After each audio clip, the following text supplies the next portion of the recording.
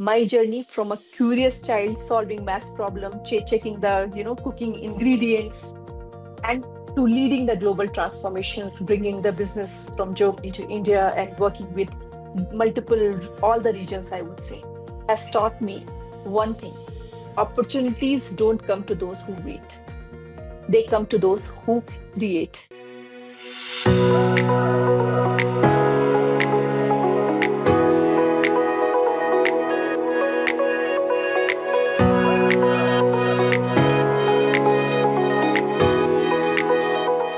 Hello, everyone, and welcome to FaceTime with Leaders with Directors Institute World Council of Directors. I'm Tanayol, and today we have someone truly remarkable with us, Miss Nusrat. With over 20 years in the automotive software industry, she's been leading the charge in ADAS and infotainment, managing multi-million dollar portfolios, driving automation, and enabling her teams to secure multiple patents along the way.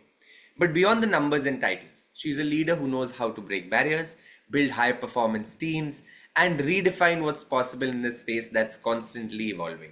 She's here to share her journey with us today. So, Miss Bano, it's an absolute pleasure to have you with us on FaceTime with Leaders today. Thank you so much, Tane, for the warm introduction. It's an honor to be here on this stage having a dialogue with you. The privilege is all ours, ma'am, and we're really looking forward to it today. You've built an incredible career driving innovation, leading high impact teams, and shaping the future of automotive software. But every journey has its own story filled with challenges, breakthroughs, and defining moments. Ma'am, we'd love to hear it in your own words. Like, how did it all begin? What were the key moments that shaped your path? And what has the journey been like from the place you started to where you have reached today? Interesting question, Tane. Growing up, I used to love to solve math problems. And math was my passion, rather my calling. But in my school, if I recollect, in 11th and 12th, there was no mathematics because there was a prevalent bias that girls don't study mathematics. Science streams means they always like to study biology. I would say thanks for my tremendous support from my parents that I could get a special permission from UP board and could finish my 12th standard in mathematics. And this definitely inclined or me towards engineering. Growing up, I always used to like mixing ingredients to try to find out a new dishes, try to find out new flavors in it, and of course, solving maths problems. That's what's, if I remember and recall my journey from the beginning or as a child, that's how it was. And in the professional journey, I have joined ITI into the core R&D and started working with, again, software development for the network management systems. And over the time, I moved to the automotive, I moved to Bosch. Bosch was my fourth company. And that's when I think I somehow found my true calling and we started working towards the automotive software. Over the time there, I found that I like more the roles which are involved with the technical management. And that took me towards the leadership roles. And I think a defining moment in my career was probably in two stages. One was where I brought a huge business from Germany to India. And another was when I really transformed my system testing team towards the automation and innovation. When I joined in this team, I think there was a lot of everybody was very much skeptical, say thinking that innovation, patent, these things are not possible for the system testers. But somehow over the probably 1, 2, 3 years, with continuous gaining the mind share, continuous emphasizing on this topic, and by bringing multiple frameworks, I could really achieve more than 90% automation. And my teams filed multiple patents. And on top of that, it was a truly more than automation innovation. It was a kind of a mindset change for the team. So that's how I define my journey. But yeah, listening to your journey truly is inspiring from not having maths available to you to being where you are today. That is quite some journey, ma'am. Ma'am, Taking automation from 0 to 90% and boosting efficiency by 30% isn't just impressive, it's transformational. I can only imagine the hurdles, resistance to change, technical roadblocks, or even skepticism along the way. What was the driving force behind this shift? And how did Okay. you overcome the challenges to make automation not just an idea, but a game changing reality? So when I stepped into the ADAS or ADAS domain on testing domain, that was the first time when I came from to a testing domain because I was a developer, born and brought up as a developer, and towards my leadership journey, I've never handled test rules. So when I have taken over test and saw that my team is doing everything manually, that was somewhere kind of a setback to me because it was a kind of a shocker because my team was always behind schedule, multiple task forces, having putting lots of effort in achieving everything because delays used to happen from requirement coding and every side, but at the end releases has to meet. So that's when I realized there is a need of change, there is a need of innovation here. And since this is since team was continuously into the pressure, they were not at all interested into defining, writing test cases, putting additional frameworks by bringing automation or sorry, by bringing not able to put the right frameworks to bring the automation. Now, to address this, I used innovation as a mission because that's when I felt it can bring the mindset change. I talked to some of my previous colleagues and collaborated with them towards their help could also bring innovation into my organization. When I started talking about innovation, the first question came to me, hey, this is innovation is purely a developer's area, not the test engineers.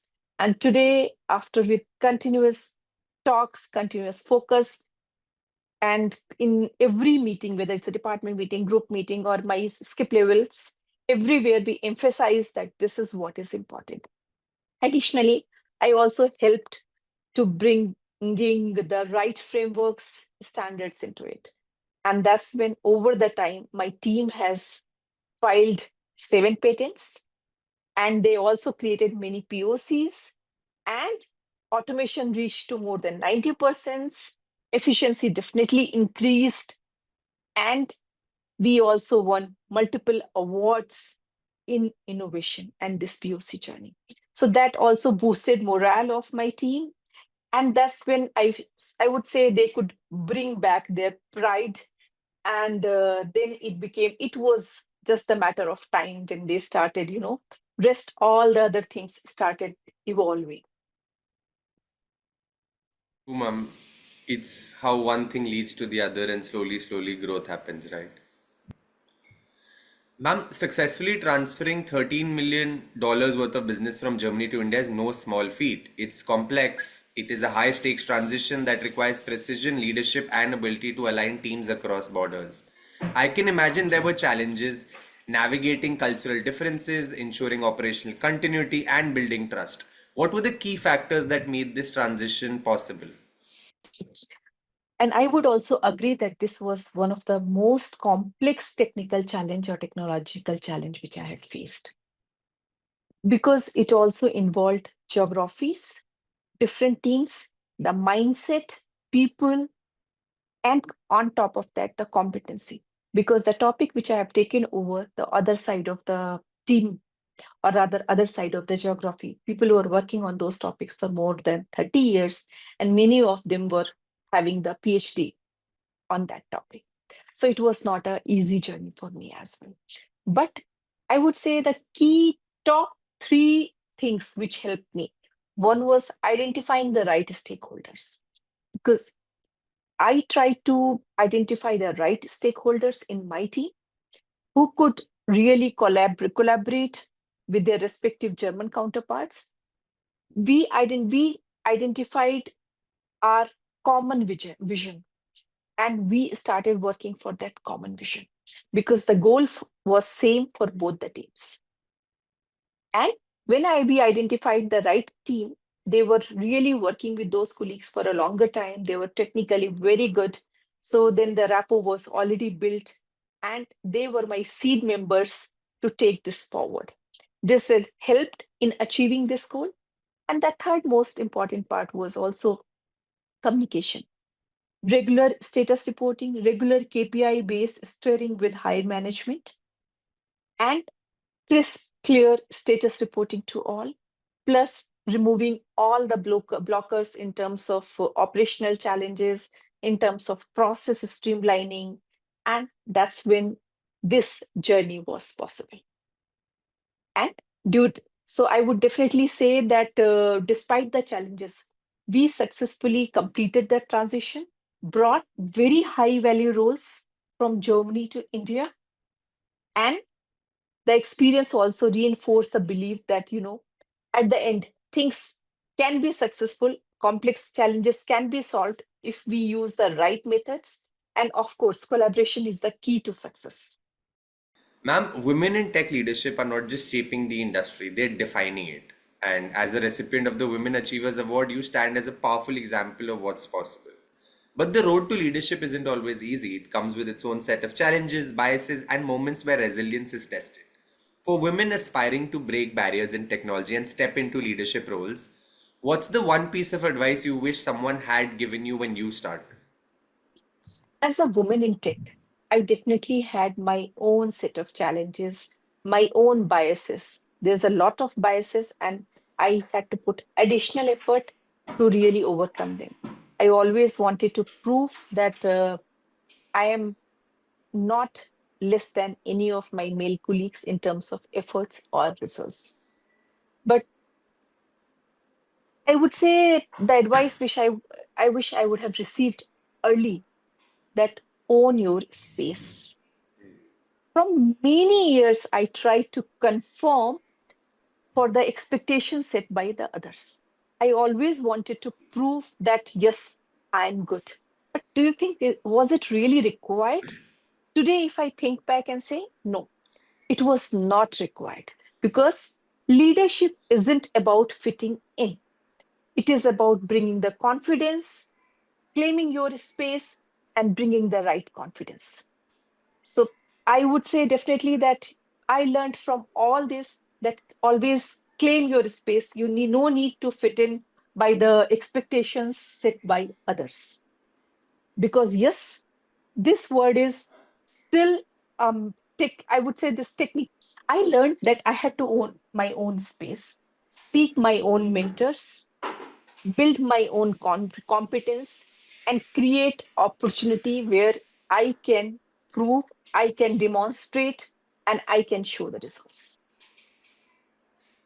To women aspiring for the leadership, I would just say that don't hold back, don't conform to the standards set by others, just fly with colors and put your effort. Everything will fall well.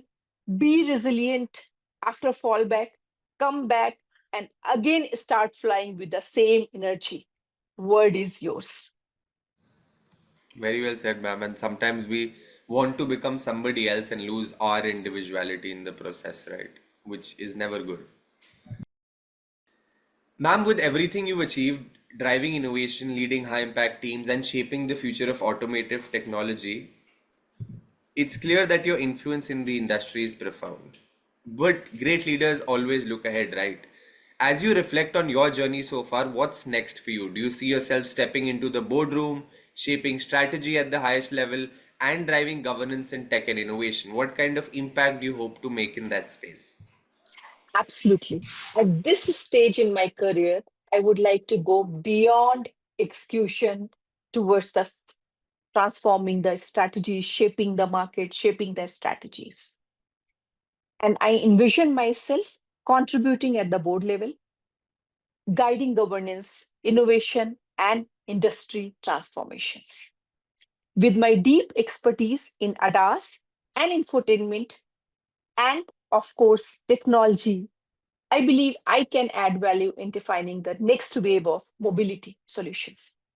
Additionally, I'm also passionate about mentoring future leaders, ensuring that technology leadership is diverse, inclusive, and forward thinking. My broader mission is simple: be innovative, have innovation with impact, ensuring that technology serves both business and society responsibly. Very good perspective to have towards the future because innovation is the mother of change, right? Ma'am, with your expertise spanning ADAS, infotainment, telematics, and beyond, you've been at the forefront of some of the most transformative innovations in automotive technology. Ma'am, with shifting regulations, ethical considerations, and the rapid integration of AI driven systems, how do you see governance playing a role in ensuring that innovation moves forward responsibly while still driving business success? Good question. I would say governance is the backbone of responsible innovation. I'm coming from an infotainment world, ADAS world. Their safety and security is a key. We have to work with the standards. We have to meet the safety standards. So I would say that in industries like automotive, where safety and compliance are paramount, governance ensure that innovation is ethical, socially responsible, secured, and aligned with regulatory standards. A strong governance framework helps mitigate risks, whether it is ensuring AI-based systems are unbiased or safety is a priority. I have navigated regulatory challenges firsthand, balancing rapid technical evolutions with compliance demands. The key to see governance not as a constraint, but as an enabler. It sets the foundation for sustainable, scalable, and responsible innovation. Very well said, ma'am. I think governance can help us in ways beyond just ethical practices. It's something that can take an organization forward in a number of ways, right? Ma'am, you've recently joined Directors Institute, taking a significant step towards expanding your leadership in governance and boardroom strategy. Ma'am, what has your experience been like so far, and how do you see the Institute adding value to professionals looking to strengthen their corporate governance expertise? Joining the Director Institute has been an enriching experience. I think it also provides a platform for leaders to expand their governance expertise, exchange insights, and prepare for the boardroom leaderships. One of the biggest takeaways so far is this emphasis on strategic foresight, understanding not just where the industry is today, but where it needs to be in future. The quality of discussions, the network of leaders, and the focus on governance excellence has been invaluable. For professionals looking to step in the board leadership, Directors Institute is a powerful catalyst in leading and building the right skills and perspective. Thank you so much, ma'am, for those kind words. This conversation has been nothing short of inspiring. Your insights on governance, responsible innovation, and breaking barriers as women in tech have left us so much to think about. Your journey actually proves that vision, resilience, and right mindset, with that, anything can be achieved. So, thank you so much for sharing your experiences, ma'am. Your wisdom, your aspirations, they've been truly inspiring. And to our audience, I would just like to say that stay tuned for more such enlightening sessions with us on FaceTime with Leaders. Until then, keep leading, keep striving, and have fun in your journey. Thank you so much. Thank you for this engaging conversation. Leadership, innovation, and governance are evolving, and it's exciting to be part of this, this journey of shaping the future. My journey from a curious child solving math problem, checking the, cooking ingredients, and to leading the global transformations, bringing the business from Germany to India and working with all the regions, I would say, has taught me one thing: opportunities don't come to those who wait, they come to those who create. I hope my story inspires others to embrace challenge, break barriers, and lead with impact. Thank you for having me on FaceTime with Leaders. Thank you, Tanay. It was a pleasure, ma'am. Thank you so much.